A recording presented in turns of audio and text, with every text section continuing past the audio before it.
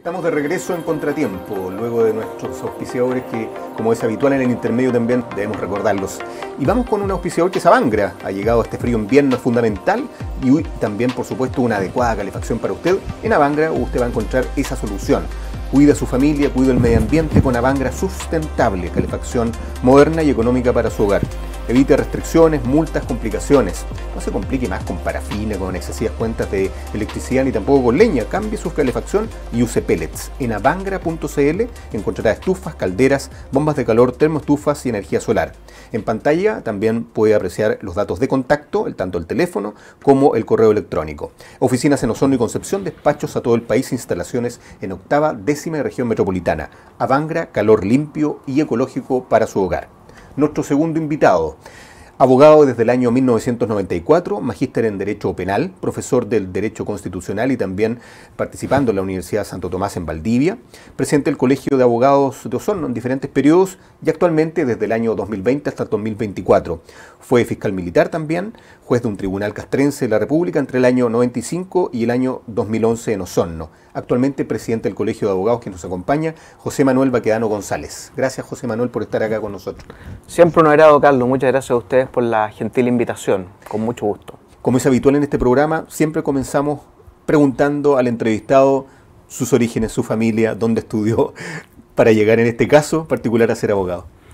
Bueno, mi familia es originariamente de Concepción, penquista, digamos, es por la parte del apellido Baquedano que emigró mi bisabuelo de Navarra, España, y hubo dos vertientes, una que se asentó en Santiago, otra en Concepción. Yo vengo de la penquista. De manera que mis estudios lo hice en Concepción, en el Colegio Inglés de Concepción, hasta trasladarme a Santiago a estudiar Derecho, en la Escuela de Derecho de la recién formada en aquellos años Universidad Gabriela Mistral, la primera de las universidades privadas en Chile. Tuvimos muy lindos años de experiencia. Se peleaban los profesores de la Católica y de la Chile por hacernos clases. Una muy buena formación, muy lindos recuerdos tengo de eso.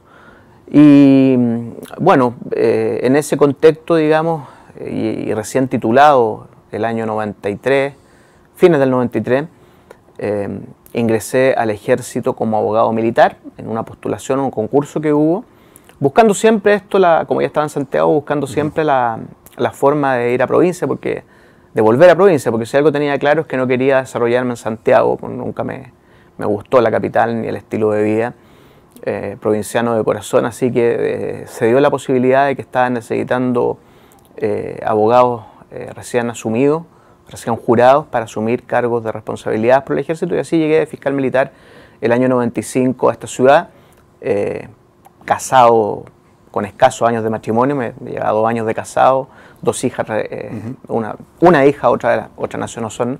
Así que feliz, y aquí me he quedado en Osorno de esos años.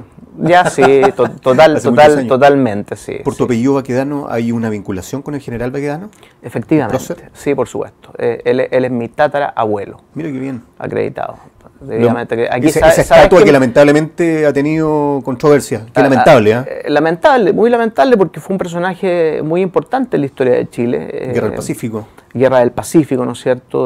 Un conflicto que en esos años fue muy tremendo, eran 2 potencias grandes, sí, solos contra Chile, y el general Baquedano, un hombre muy sencillo, un hombre de tropa, que peleó al lado de sus combatientes, o sea, estaba el soldado raso y el general al lado con el sable dando la batalla, el triunfador de Lima, ¿no es cierto? Un hombre que por sobre todas las cosas amó la vida militar, el cuartel, era un militar de cuartel, claro, no de oficina ni de escritorio, y sin cero ambición política. Él era un militar de tomo y lomo. De hecho, tras la revolución del 91, cuando el presidente Balmaceda pierde la guerra civil y abdica, le entrega el mando a Baquedano. El general Baquedano dice, solamente para restaurar y recomponer el orden público, y a los 3 días que la situación se tranquiliza, entrega el mando al poder civil. Sí. Eso a mí me llena de orgullo, porque es la línea constitucional del ejército. Hay que respetar la historia. Hay que respetarla. La historia, hay que conocerla y respetarla. Estamos aquí gracias también a esos grandes héroes de nuestro país. Y su tataranieto con nosotros. Y quiero comenzar esta entrevista con un conflicto, una polémica que hemos tenido hace un tiempo a la fecha, que nos puedas hablar desde la génesis, un contexto jurídico y también entender esta materia que en cierta medida le compete al conservador de bienes raíces de Osorno, Óscar Aníbal Enríquez. Inclusive una columna de opinión días atrás que yo leía, tú lo calificaste de contumaz. En definitiva, una palabra que significa una persona testaruda y que jurídicamente hablando se mantiene firme con su postura, que no cede. Así es. Cuéntanos un poquito sobre eso, José Manuel. Mira, esto es un tema muy complejo. La situación del conservador en raíces de Osorno, en los términos en que se ha dado, desde los escasos días en que asumió el conservador en junio del año 2007, estamos hablando más de 14 años atrás, y le dio una impronta a la oficina que los abogados osorninos y el público en general no estábamos acostumbrados. Es decir, ya habíamos pasado con los últimos conservadores, con Gonzalo Martán, después la importante labor que hizo Ernesto Starque como conservador interino. En fin, el conservador era proactivo, respetaba las fechas, ha sido un estudio acucioso de los antecedentes, evidentemente eso hay que hacerlo.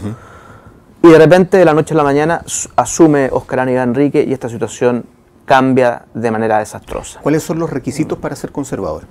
Bueno, los requisitos para entrar al escalafón secundario del Poder Judicial para ser auxiliar de Administración de Justicia como notario conservador son muy simples, son estar en posesión del título de abogado, tener los demás requisitos para entrar a la Administración Pública, cumplir con la ley electoral, ¿no es cierto?, estar habilitado como ciudadano con derecho a sufragio, no estar condenado a ninguna pena. O sea, no hay mayores. ¿El señor Enríquez, el conservador, cumplió con esos requisitos? El señor Enríquez fue muchos años notario aquí en Osorno. Fue muchos años notario aquí en Osorno. Habían en esos años la notaría Martán, estaba Enríquez, ¿no es cierto? Sí. Y bueno, en el fondo nada ha cambiado. Él cuando notario también tenía un estilo de trabajo sumamente complicado, razón por la cual, como no era un servicio monopólico, porque el consumidor, los abogados teníamos alternativas, ¿no es cierto? Generalmente eran muy pocos los que trabajaban en la notaría de Óscar Aníbal Enríquez, muchos actuaban con la otra notaría, después aparecieron dos más, en fin. Y ahí de notario saltó a conservador, el año 2007 quedó. Tú sabes que estos cargos son muy codiciados, estos cargos de conservador. Por eso lo pregunté. Son tremendamente apetecidos. Sí. Hay un lobby muy intenso que el candidato debe hacer, tremendamente intenso. Y el que llega, la verdad, las cosas sea dicha, digamos, llega porque tuvo buenos padrinos. Esa es la verdad de las cosas. Aquí no hay una cosa que tú puedas decir, hay un mérito académico, hay una trayectoria, ¿no es cierto? Sí. No, esto es un tema de privilegios. Si hay las cosas hay que decirlas por su nombre, son cargos de privilegio.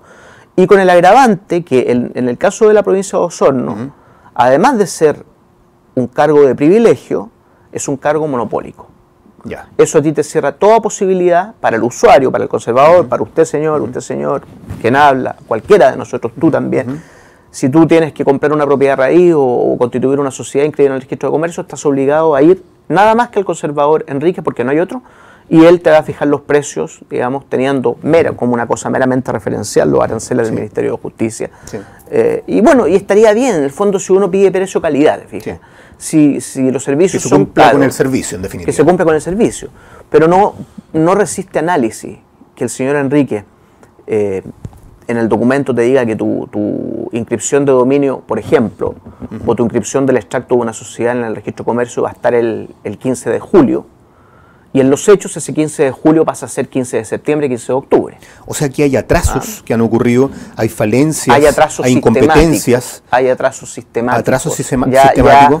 Asumido como un modo de él bajo la excusa de que tiene que ser celoso en el estudio de los antecedentes para conservar la propiedad raíz, se toma tiempos que ningún otro conservador de Chile los toma y cumple la pega con la misma calidad y con la misma eficiencia. Y la gente ha hecho saber su reclamo con protestas fuera de las oficinas del conservador. Imagínate que esto lo estamos hablando en un nivel macro de la provincia.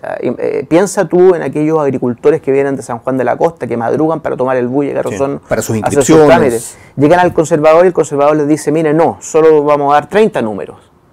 Y no alcanzan los 30 números, se tienen que devolver. Una vez que tienen el número de atención, hacer estas colas con el frío inclemente del invierno, como es el clima de nuestra provincia, ¿no es cierto? En verano con esos calores tremendos por el cambio climático. ¿Y esto para qué? Para no llegar al trámite, porque se acabaron los números, para no ser atendido o volver al día siguiente, y una vez que se logra la atención, rescatar la escritura, ¿no es cierto?, no en el plazo que dice el papel, que nunca se cumple, sino que en un tiempo muy posterior. Si no me equivoco, también hubo unas desvinculaciones de funcionarias. Sí, entiendo que sí, entiendo que las hubo. Bueno, ahí el conservador maneja maneja el buque. Pero que no gustó mucho también eso. Sí, ¿no? efectivamente eso creó una merma en el servicio. Y hay que tener muy en cuenta, además, que, ya que tú lo tocaste, esa protesta que hubo el viernes pasado, que fue organizada por las secretarias y secretarios de todo el gremio de los abogados y algunos corredores de propiedad. Sí, vi representantes del Colegio de Abogados también ahí presentes. Sí, hubo colegas, digamos, asociados. Tú eres presidente, pero hubo sí, desde luego. Pero eso te indica una cosa, te indica que ya es la comunidad entera la que está cansada con este servicio, es la comunidad entera la que está pidiendo a los entes llamados a fiscalizar, a los superiores jerárquicos llamados a fiscalizar, a que hagan la pega en forma correcta. José Manuel, ¿y hay una investigación? ¿Se ha hecho una investigación aquí? ¿Qué ha pasado, en definitiva? Si se ha investigado este tema, si ha llegado, como tú lo mencionabas, a nivel de Corte de Apelaciones, esto tiene que llegar a Corte Suprema. Hay también el mundo político. ¿Quién ha hecho saber también o ha sido partícipe de esto? Mira, al principio partieron como llaneros solitarios en esta cruzada, en su segunda fase, porque tengo que aclararte que el 2000... ya esto va por fase. Sí, la primera fase fue el año 2007. Ya. El año 2007 presidía el Colegio de Abogados el colega Víctor Pérez Villa. Me parece que yo colaboré en su directorio, y había un directorio. Ese directorio le tocó asumir y dar la bienvenida al conservador, y al poco andar empezar a recibir reclamos de los mismos colegas, que son en definitiva los mismos reclamos de hoy día. Esto no ha variado. Esto ha sido una constante histórica. Mala calidad del servicio, retraso injustificado, ¿no es cierto?, plazo a discreción, exigencia arbitraria, exigencias caprichosas del conservador que no están en la ley. ¿A qué obligó todos los colegas? Obligó a, en virtud del artículo 18 del reglamento del conservador, ir al juzgado civil competente aquí en Osorno para pedirle al juez que ordenara al conservador inscribir. Y la mayoría de los reclamos en contra del conservador por artículo 18 han sido acogidos, y son los jueces los que lo han ordenado al conservador inscribir. En ese año, yo recuerdo, en 2007, Marta Henke, que era concejal de la Municipalidad de Osorno, Mauricio Señán, en fin, tomaron un papel relevante también para poner el asunto en el debate ciudadano. ¿Te fijas? Bueno, eso terminó con una carta a la opinión pública que el Colegio de Abogados de la época hizo llegar, muy dura en los términos que criticando la actuación del señor Enrique. Ahora, 14 años después, en que nuevamente me corresponde a mí estar a la cabeza de la presidencia del Colegio de Abogados de la provincia, me encuentro con la situación exactamente igual. Es que yo lo encuentro insólito que pasen 14 años, que un problema tenga, como tú bien mencionabas, dos fases, en definitiva, que los problemas sigan y no se haga nada. Es que tienes toda la razón, y yo a ese respecto también siento una frustración muy grande, un dolor muy grande, porque en el fondo estamos postergados. La provincia de Osorno, convengamos en que no hay una corte de apelaciones. Es un anhelo muy grande del Colegio de Abogados, es un anhelo grandísimo del Colegio de Abogados, que en su minuto tuvimos el apoyo parlamentario de todos los diputados. Quien se jugó mucho por esto fue Sergio Ojeda, a quien le mando un cariñoso saludo si nos está escuchando, por tener una corte de apelaciones. Lamentablemente no fructificó. De manera que esta situación de postergación nos coloca como el jamón del sándwich. Yo te garantizo que esta misma situación, si se da en Santiago, en Valparaíso, en Concepción, en Iquique, en ciudades grandes del país, esto no resiste análisis. Se zanja en unos meses. No te quepa la menor duda. Aquí estamos en una situación de postergación, estamos en una situación de privilegio.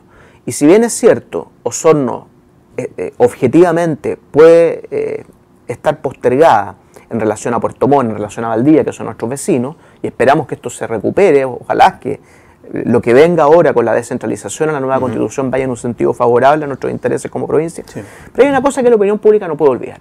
Osorno, con todas estas postergaciones, la ciudadanía de Osorno, la presión popular de Osorno fue capaz de hacer algo que en ninguna parte del mundo había pasado: remover a un obispo de la Iglesia Católica del ejercicio de su cargo. Así es. Recordemos el caso del obispo Barros. Y eso fue también motivo justamente de que, si bien hubo órganos que de manera oficial trataron de formalizar el tema, la ciudadanía también se hizo partícipe. Estamos haciendo una analogía y que pasa lo mismo con el conservador de bienes raíces. Sí, Carlos, tú tienes toda la razón. Estamos haciendo una analogía. Alguien podrá decir, pero ¿cómo se le ocurre comparar el caso de Juan Barros, que fue un abusador de menores? Bueno, la imputación correcta era haber sido cómplice, en fin, con este tema del conservador. Sí, es verdad. Yo no voy por ese lado. Evidentemente no voy a poner la imputación del obispo Barros y la imputación del conservador Enrique en un mismo plano, porque una cosa es una infracción administrativa, sí, disciplinaria, y otra cosa constituye delito penal. Pero sí hay un común denominador entre ambos. Ambos son privilegiados. Barros, los privilegios que la Iglesia Católica otorga bajo el amparo de obispo, con todo lo que significa la inamovilidad del cargo, depender únicamente del Papa. Es decir, estaba en un enclave privilegiado. Exacto. Y Óscar Aníbal Enríquez en un enclave privilegiado, toda vez que está en un cargo público vitalicio, porque eso es otra cosa que el público no sabe. Óscar Aníbal Enríquez no tiene, porque entró antes de esta reforma legal, sí, no tiene la salida de los 75 años, como sí lo tienen los jueces y ministros de las Cortes del país. Óscar Aníbal Enríquez puede permanecer en el cargo en forma vitalicia. Dime tú si no hay un privilegio ahí. O sea, ese es un privilegio absoluto. Es un privilegiazo, ¿no es cierto? Entonces podemos convenir en que el común denominador que hay entre el caso Barros y Óscar Aníbal Enríquez es el privilegio. Uno por los fueros de la Iglesia Católica, que le dieron protección, y otro por los fueros del mismo sistema anacrónico, arcaico, viciado y con cierto atisbo de corruptela en el nombramiento. Y al día de hoy, a 7 de julio del año 2021, el tema del conservador de bienes raíces, ¿qué aristas, qué camino debería tomar como presidente del Colegio de Abogados de Osorno? Mira, ¿cómo lo ves tú? Yo trato y quiero ser optimista. ¿Ya? Hoy día en la mañana fui informado de que el Pleno de la Ilustrísima Corte de Valdivia va a poner la audiencia pública de alegatos para el próximo miércoles 14 de julio. Ya. Es decir, 7 días más. ¿Sí? A las 3 de la tarde, si no me equivoco, es la audiencia pública donde el Colegio de Abogados y los 7 colegas denunciantes, abogados todos de Osorno, iremos a hacer nuestras alegaciones. Esperemos que la Corte de Apelaciones de Valdivia tome una resolución conforme a derecho y a la abundante prueba que existe en el sumario disciplinario. Y esa resolución se traduzca en una sanción administrativa ejemplarificadora para el conservador de Osorno. ¿El objetivo, desde tu punto de vista, es sancionarlo o removerlo? Es decir, lo ideal sería removerlo. No sé si la Corte de Valdivia llegue a eso. ¿Es muy difícil? Es difícil. Es difícil. Pero no imposible. Te pongo el caso, claro. si un grupo ciudadano en Osorno, la comunidad Osorno, el pueblo Osorno, fue capaz de remover un obispo amparado ni siquiera por el derecho chileno, sino que por el derecho canónico de Roma, es decir, nada es imposible. Pero aquí faltaría también un apoyo político, posiblemente, de parlamentarios. Ese es un punto, Carlos, muy cierto el que dijiste. Y te agradezco mucho que hayas traído esa acotación al panel, porque es así. Quiero aprovechar esta tribuna para agradecer profundamente al senador Rabindranath Quinteros, a la diputada Emilia Nullado, quienes públicamente han manifestado su parecer respecto a esta situación de privilegio del conservador de bienes raíces, respecto a esta situación del mal servicio que presta, y han pedido que se adopten medidas drásticas, desde luego su desvinculación del servicio. Sin embargo, y con mucha tristeza, el resto de los parlamentarios no han hecho este problema propio. Aquí echamos de menos a un Javier Hernández, echamos de menos a senadores del sector, digamos, del Distrito 25, que se pronuncien, que se manifiesten en esto. Solo tenemos hasta ahora el apoyo explícito del senador Quintero y de la diputada Nullado. Muchas gracias, porque esto es un tema tal y como tú lo dices, perdón, se me olvida también, tenemos un importante apoyo con la multigremial, de la cual el Colegio de Abogados también es socio.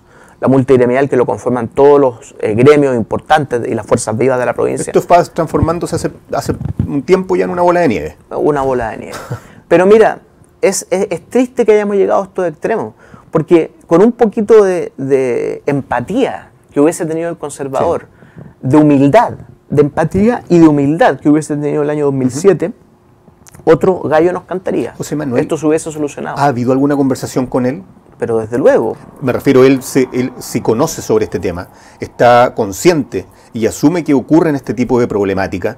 ¿Hay algún cargo, un mea culpa por parte de él? Ninguno. ¿Ninguno? Yo jamás en la vida he conocido un hombre más soberbio que Óscar Aníbal Enríquez, jamás en la vida. Y me ha tocado trabajar con mucha gente, desde generales de Fuerzas Armadas, hasta jefes de servicio, con mucha gente. La vida me ha puesto a asumir responsabilidades a muy temprana edad. Pero la verdad, jamás se conoce, y por eso en la columna del sábado pasado utilicé lo que tú decías al principio de la entrevista, este concepto contumaz, el conservador contumaz. La verdad es que aquí la expresión contumaz se explica muy bien.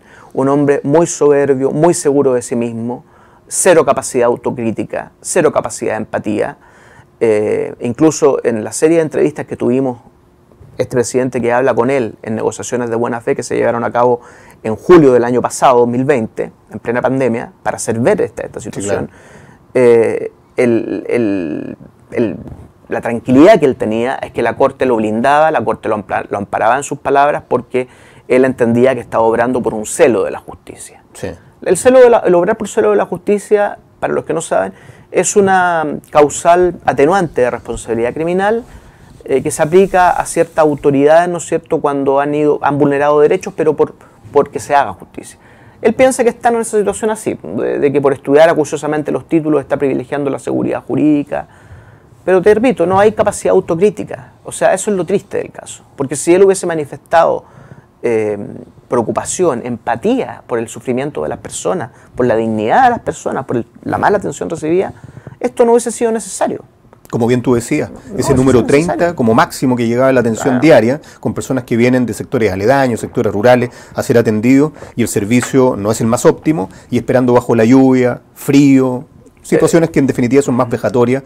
Yo quiero dejar el tema del conservador también, en honor al tiempo, y este programa lo dice como tal, contratiempo.